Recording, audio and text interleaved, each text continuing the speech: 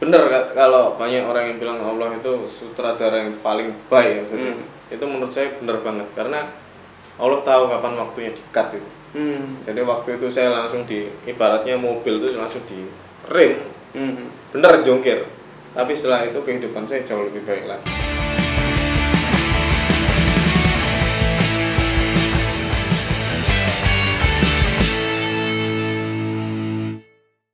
Oke, Assalamualaikum warahmatullahi wabarakatuh. Saya Aditya Abdurrahman, teman-teman sekalian. Kita ketemu lagi di channel ini, Aditya Abdurrahman. Kita akan banyak ngobrol-ngobrol ya di channel ini. Ini adalah channel yang kedua kalinya ya. Yang sebelumnya kita sempat ngobrol bareng Mas Tatang dari Semarang. Beliau adalah seorang skinhead, seorang punk yang kemudian dia berhijrah dan mengenal Islam. Kali ini nggak kalah seru ya. Ada Mas Abian. Mas Abian ini adalah sahabat saya ya. Saya ketemu dengan Mas Abian kira-kira berapa tahun yang lalu ya? Sekitar 2016 mungkin. 2016 ya. 3 tahunan yang lalu lah kurang lebih. Itu waktu itu karena waktu itu saya lagi ngisi kajian. Terus kemudian Mas Abian ini duduk di jamaah itu. Saya sempat setelah selesai ngisi kemudian kita ngobrol-ngobrol ya. Mas Abian ngajak saya ngobrol dan saya baru tahu kalau ternyata background beliau ini sangat seru ya untuk dikulik, untuk didiskusikan, untuk dijadikan pelajaran buat teman-teman yang lainnya. Yang gimana itu ya sedikit aja saya ingin memberikan gambaran bahwa Mas Abian ini dulu adalah pengguna narkoba yang cukup parah ya. Cukup memel ya. Cukup parah karena udah beberapa kali sampai sempat overdosis itu. Iya betul ya. Betul. Beberapa kali overdosis dan nggak tanggung-tanggung karena mengenal narkobanya bukan di usia remaja justru. Pada saat dia di usia SD, coba bayangkan, ya kan? Nanti kita akan ngobrol itu ya, gimana kronologisnya dan lain sebagainya. Ini akan menjadi pelajaran buat kita ya, terutama yang teman-teman ini nanti ke depan juga akan menjadi seorang ayah sebagai seorang orang tua lah ya, yang nantinya juga akan menghadapi masa-masa anak-anak yang sudah beranjak remaja. Kemudian Mas Abian ini juga kemudian sekarang banyak juga berkecimpung masih di dunia itu tapi berbeda ya. Ini nanti akan diceritakan juga setelah masa-masa itu selesai dan kemudian sekarang aktif banget dalam mendedikasikan hidupnya untuk menerapi teman-teman yang masih kecanduan narkoba. Oke, Assalamualaikum Mas Abian. Waalaikumsalam warahmatullahi wabarakatuh. Jadi kita mulai ngobrol dulu ya. Mas Abian bisa nggak sih ceritain dulu awalnya itu gimana? Kok bisa kenal yang namanya narkoba lah gitu ya, kalau teman-teman nyebutnya begitu. Narkoba. Jadi bismillahirrahmanirrahim. Awal cerita dulu, seingat saya waktu saya masih SD Ustaz. Saya ini salah satu murid yang sangat berprestasi. Murid yang diidola-idolakan oleh para guru. Bukan para siswa karena pada zaman saya masih SD itu masih minim banget info tentang bullying. Nah, singkat cerita, saya ini adalah salah satu korban bullying karena kelas 3 SD itu saya sudah membaca undang-undang dasar itu di upacara kelas tingkat kecamatan kalau itu nggak salah, upacara 17 Agustusan. Nah, dari situ terus saya juga sering juara cerdas cermat kalau dulu. Jadi ya, berprestasi, sering diberikan tugas-tugas penting-penting kayak gitu. Betul. Tapi malah jadi bahan bullying ya? Jadi bahan bullying karena beda ya sama di era sekarang di mana info-info tentang bullying itu sudah banyak banget dan ada komisi penanggulangan bullying segala macam ya. Nah, zaman saya dulu nggak ada. Jadi ceritanya waktu itu saya dibully tuwek gitu ya kan. Itu negatifnya, positifnya adalah saya sering dapat reward berupa boleh ikut rekreasinya kelas 6 kayak gitu. Pada saat itu kelas berapa? Saya masih kelas 4 waktu itu, kelas 4. Kelas 5 pun begitu, boleh ikut yang kelas 6 lagi dan sampai kelas 6. Jadi saya juga pernah ditawarin akselerasi sama kepala sekolah waktu itu di SD. Cuman orang tua saya nggak setuju karena mengingat Saya waktu itu masih usianya dini banget ya kan, masih kelas 4 tapi langsung dilonjatkan kelas 6. Nah, terus di waktu itu saya masih kelas 4 diikutkan rekreasi sama anak kelas 6. Karena nggak tahan terhadap bullying. Ada salah satu ya namanya dulu kita ibaratkan ketua geng. Ketua gengnya tuh pernah datengin ke saya. Ngomong gini, "Ayo kontak bolo" gitu. Tapi iki lo ombenan gitu. Apa itu waktu itu? Ya waktu itu saya nggak tahu, rasanya manis kan, tapi tiba-tiba itu bikin ngantuk, bikin keliengan gitu ya. Ternyata jadi dijebak ya? Iya. Apa istilahnya kalau orang Surabaya itu digunggung ya? Kalau digendok. Nggak tahu tuh kalau bahasa Indonesianya apa gitu ya. Jadi kayak ditantang gitu ya. Iya. Ayo nih minuman gitu ya. Iya, dirangkul tapi dalam tanda kutip ya. Iki lho wis kan mulai saiki tak jamin kan gak akan dibully gitu. Tapi iki omben sik dadi boloku gitu. Yang sekarang saya tahu itu adalah anggur gitu. Sejenis anggur. Dari situ saya belajar minum meskipun awalnya nggak enak, tapi keterusan terus belajar merokok juga berkelanjutan ya, mulai kelas 4, kelas 5, kelas 6 gitu terus Ustaz. Jadi mulai dari kelas 6 itu saya udah mulai beli miras sendiri. Hasil duitnya dari mana? Saya kumpulkan, bapak saya kan dulu langganan koran setiap pagi. Salah satu koran ya. Saya kumpulkan koran itu banyak. Koran bekas. Iya, terus tak kilo no Ustaz. Gitu. Tak kilo no. Jadi koran-koran majalah-majalah itu tak kilo no, dapat duit itu saya pakai beli untuk miras. Kelas 6 SD pertama kali saya beli miras sendiri. Sudah nggak lagi jaga no dikasih atau dipaksa, tapi saya sudah punya inisiatif untuk beli sendiri. Karena udah mulai ada rasa kecanduan. Itu kalau konsumsi sembunyi-sembunyi di rumah atau bersama teman-teman? Ada kalanya saya sama teman-teman waktu di luar, kalau di rumah saya sendiri-sendiri di kamar. Terus setelah itu gimana? Fase itu? Setelah fase itu ya, saya ingat itu pernah sampai muntah-muntah. Waktu itu orang tua saya di rumah sendirian, orang tua nggak ada di rumah. Terus saya minum sendiri di kamar sampai muntah-muntah. Terus untungnya botol itu udah sempat saya buang. Nah di kamar itu muntahan, saya ketiduran sampai orang tua saya datang. Waktu ditanyain kenapa kok saya muntah-muntah, saya bilangnya masuk angin. Orang tua saya percaya aja karena waktu itu ketutupan, nakalnya saya itu ketutupan sama prestasi.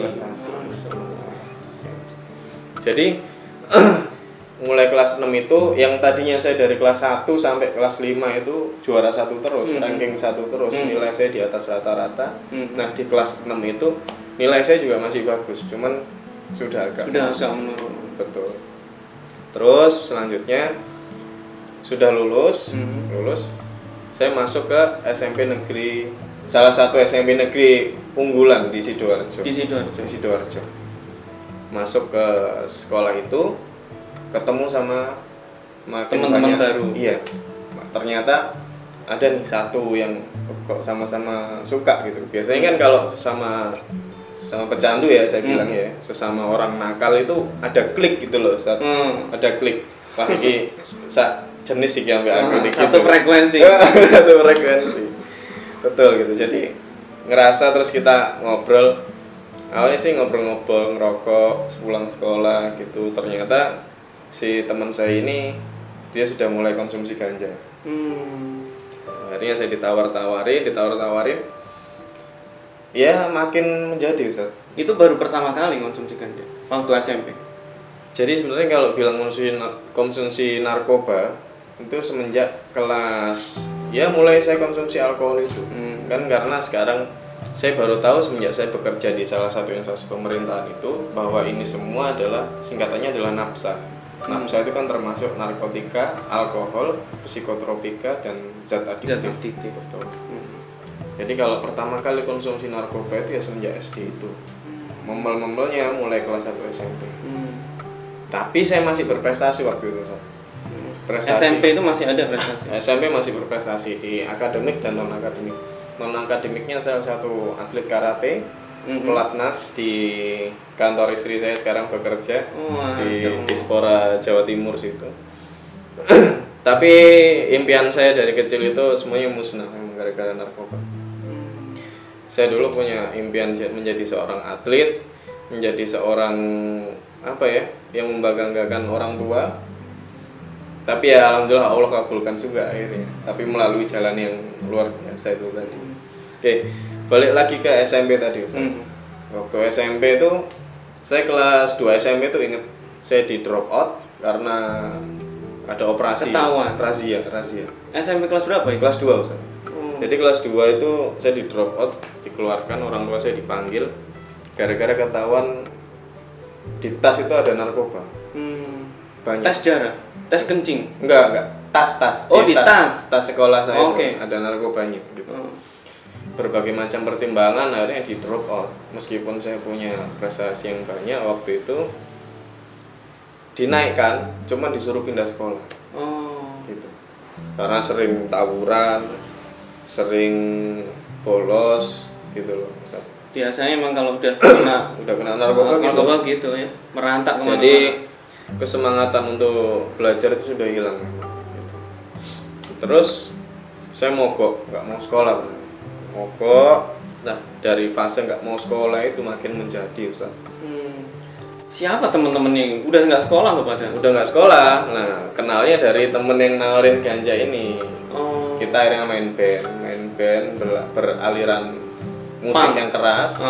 Ya jadi dulu Brian ini dulu juga salah satu yang aktif banget di komunitas punk. Itu berarti udah kenal punk sejak SMP.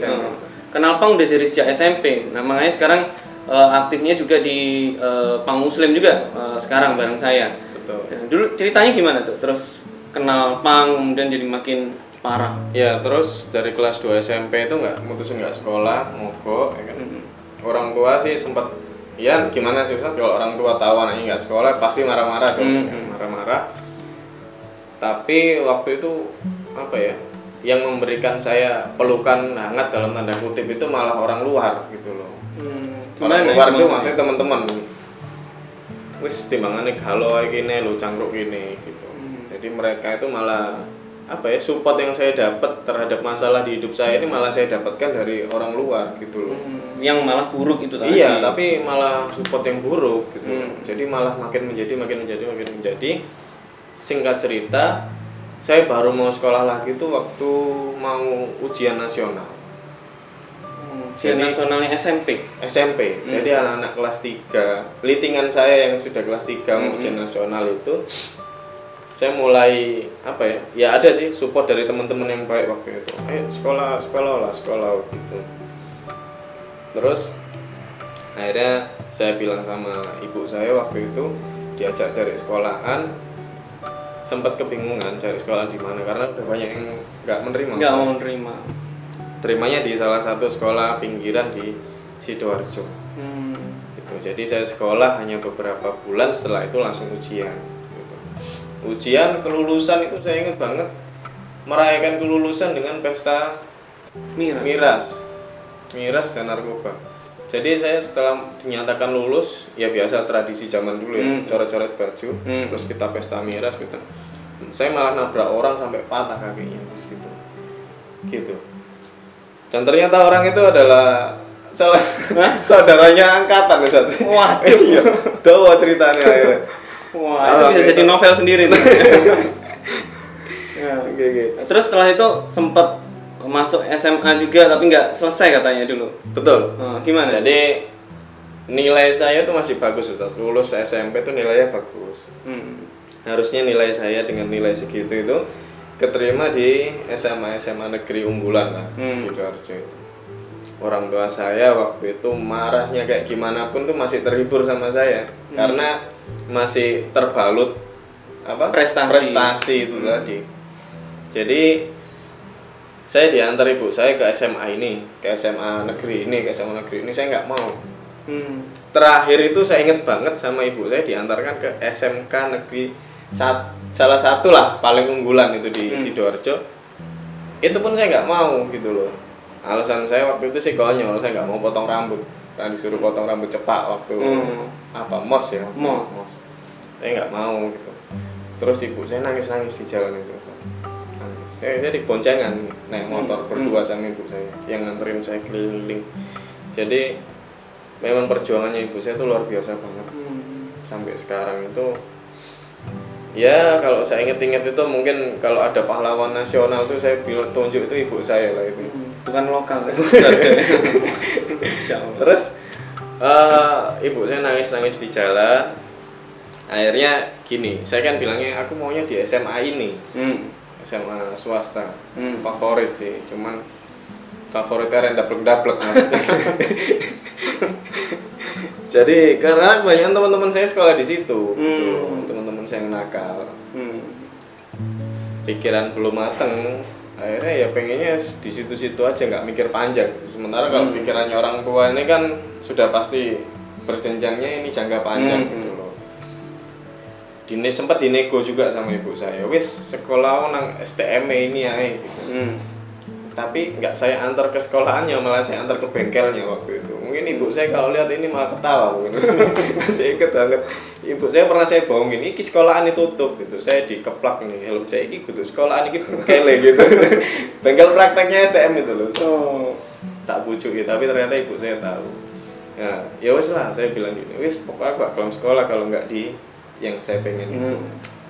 Akhirnya mau, tapi waktu itu pendaftaran sudah ditutup. Ibu saya ubet daripada anaknya nggak sekolah ya kan. Nggak tahu gimana ceritanya, akhirnya saya sekolah lah di situ. Sekolah di situ, saya masih tergolong anak yang berprestasi juga. Saya salah satu anggota OSIS dan perwakilan Paskibraka Sidoarjo. Masya Allah. Gitu. Terus atlet karate juga, aktif di kegiatan-kegiatan sekolah itu masih aktif. Untungnya nggak pas Paskibraka itu nggak pas mendem ya.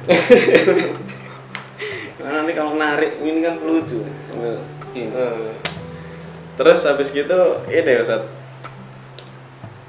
saya sempat overdosis pertama kali. Nah, gimana itu? Waktu saya dengar beberapa kali overdosis pada saat sekolah.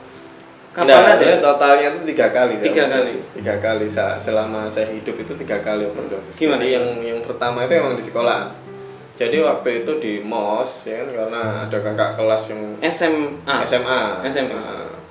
Ada kakak kelas yang ya tahu sendiri lah MOS zaman dulu kayak gimana kan. Kalau sekarang kan udah nggak dibolehin tuh kekerasan verbal maupun fisik. Ya dulu disentak-sentak gini-gini, namanya saya masih jiwa muda, habis pakai juga ya kan. Nggak terima. Ayo kon lek wani kon, ayo jani-jane mbak aku kayak gitu. Tak tunggu di parkiran gitu. Saya bilang gitu karena saya merasa punya banyak teman di luar. Gitu, teman-teman yang siap backup saya. Teman-teman pang itu dulu. Terus habis gitu sambil nunggu teman-teman saya datang, saya konsumsi banyak narkoba. Narkoba miras 3 dimensi Ustaz. Narkoba, mirasnya, terus nyuntiknya juga gitu. Itu udah mulai dokter-dokteran kapan itu? Ya semenjak SMA itu. SMA? Iya, jadi dokter. Jadi mantri, jadi istilahnya dokter-dokteran. Terus habis gitu bukannya jadi berantem, tapi saya ingat betul itu terakhir ingatan saya waktu itu saya tertidur di kursi panjang itu. Kursi panjang saya tidur gini terus geblak itu kepalanya dulu. Habis gitu sudah nggak ingat apa-apa. Itu belum tawuran? Belum. Jadi nggak jadi tawurannya. Saya ngeblak duluan. Di video sama teman saya tuh sampai muru-muru muka saya mulai membiru, mulai pucat-pucat biru gitu loh. Sampai nggak ada yang berani nolongin. Iya, nggak ada yang berani nolongin karena mungkin takut jadi saksi atau jadi apa kalau saya meninggal di situ. Sampai pihak sekolah pun nggak berani. Jadi kejadiannya di kantin sekolahan gitu loh. Jadi pihak sekolah langsung nelpon orang tua saya datang langsung digotong ke salah satu rumah sakit terdekat di situ ya.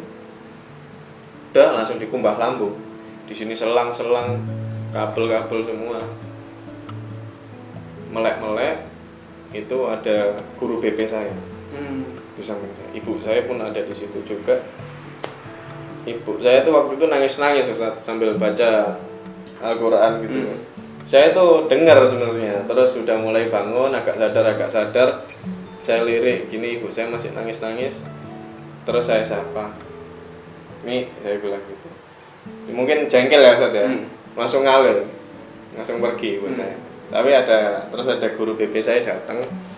"Ya apa Mas, kok bisa kayak gini gitu." Singkat cerita, ternyata guru BP datang ini menyampaikan bahwa saya di drop off dari sekolah, dikeluarkan. Ya saya mau gimana lagi? Cuman setelah saya keluar dari rumah sakit dapat berita juga, katanya berdasarkan hasil rapat itu ibaratnya ini Ustadz ya, 7 dari 10 guru itu masih gandoli saya. Gitu.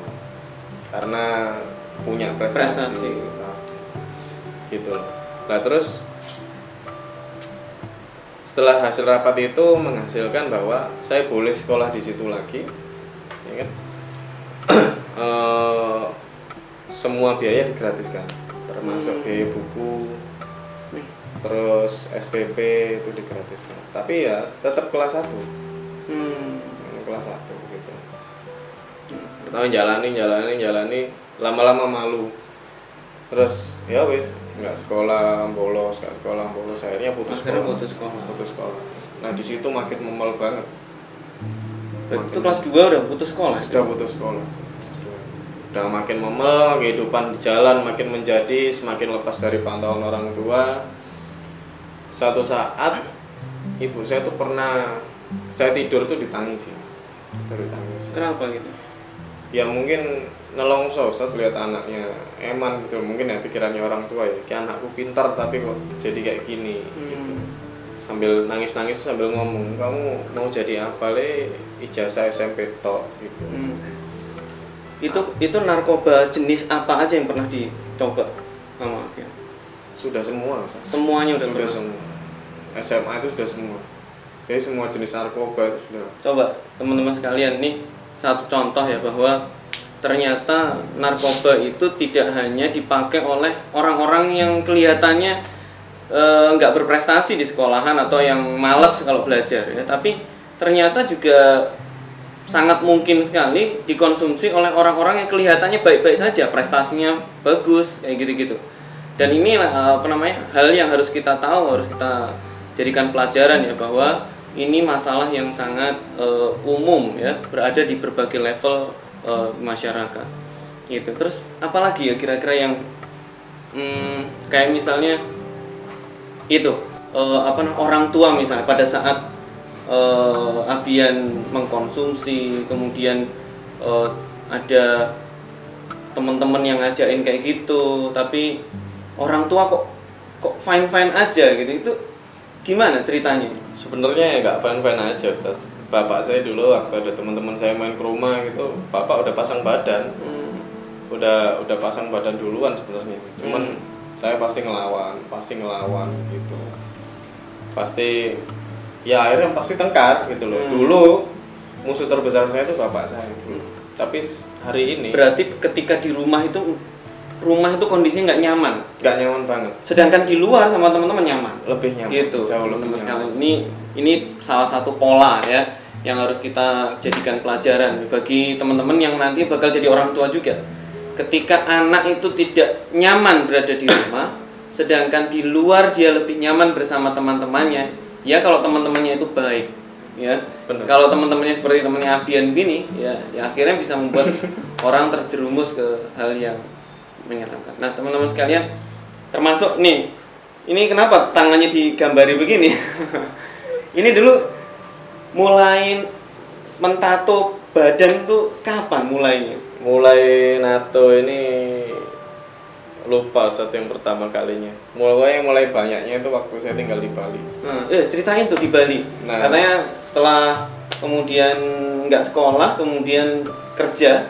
Ya, jadi saya nggak sekolah itu, terus ibu kan tadi nangis tuh mau jadi apa kalau ijazah cuma SMP gitu kan. Terus saya ditawarin sama ibu, akhirnya cobalah cari-cari ijazah apa gitu yang bisa dibeli gitu kan. Akhirnya dapat info ternyata di Makassar ada.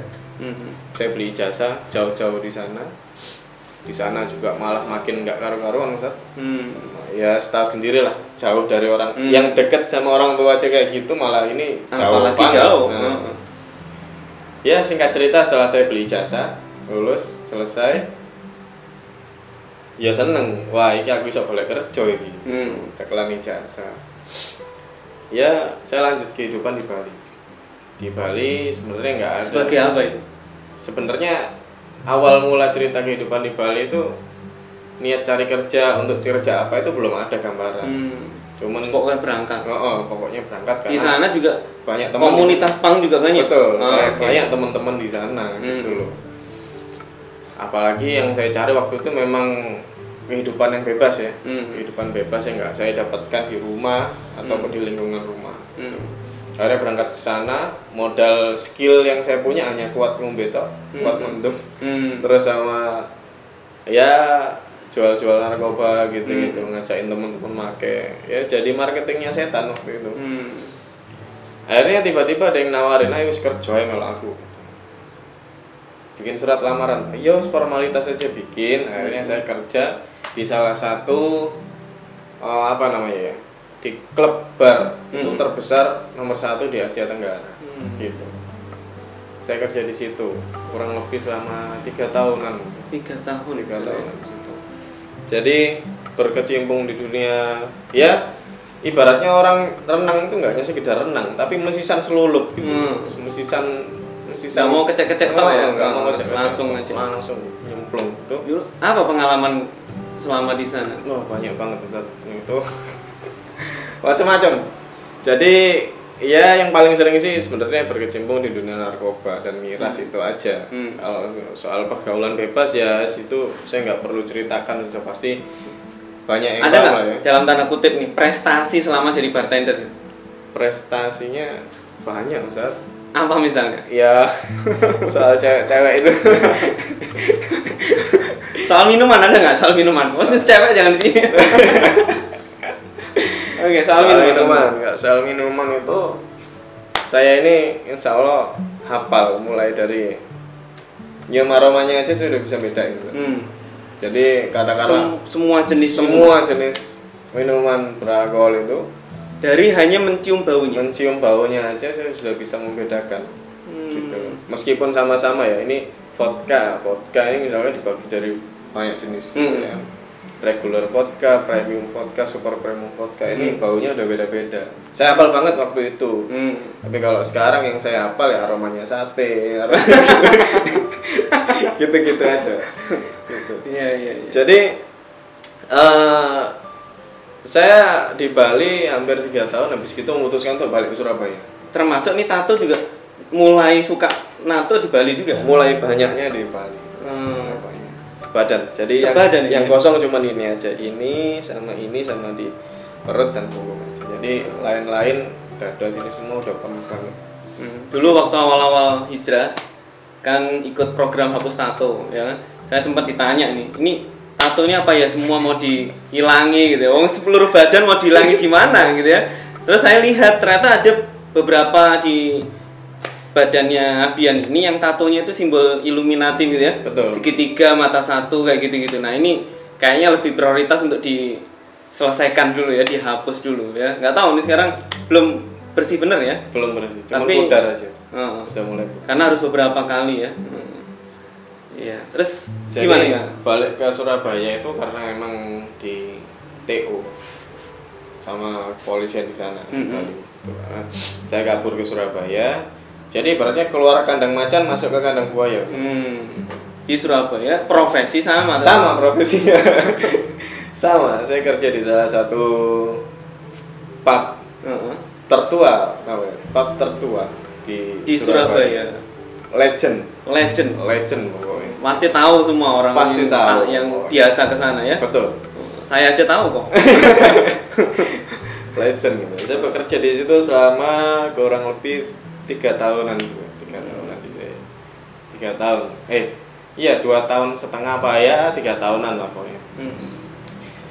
Kerja di situ ya sama, profesinya sama, berkecimpung di dunia kayak gitu-gitu.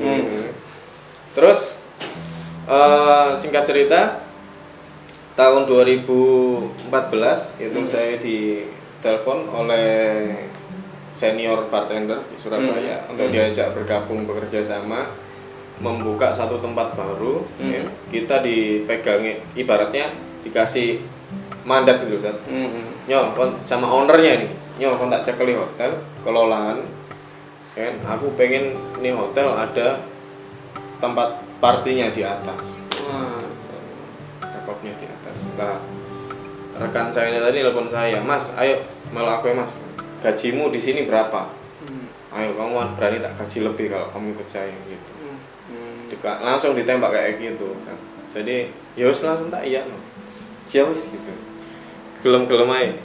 Nah, singkat cerita kerja di situ saya berposisi sebagai wakil manajer hotel dan bar. Nah, terus masa-masa itu kan akhirnya berakhir juga kan gitu. Masanya Itu apa yang pada saat itu klimaksnya di mana? Ini menurut saya the best moment yang dikasih Allah, karena bener kalau banyak orang yang bilang Allah itu sutradara yang paling baik maksudnya. Itu menurut saya bener banget karena Allah tahu kapan waktunya di-cut itu. Jadi waktu itu saya langsung ibaratnya mobil itu langsung di rem, bener jongkir. Tapi setelah itu kehidupan saya jauh lebih baik lagi.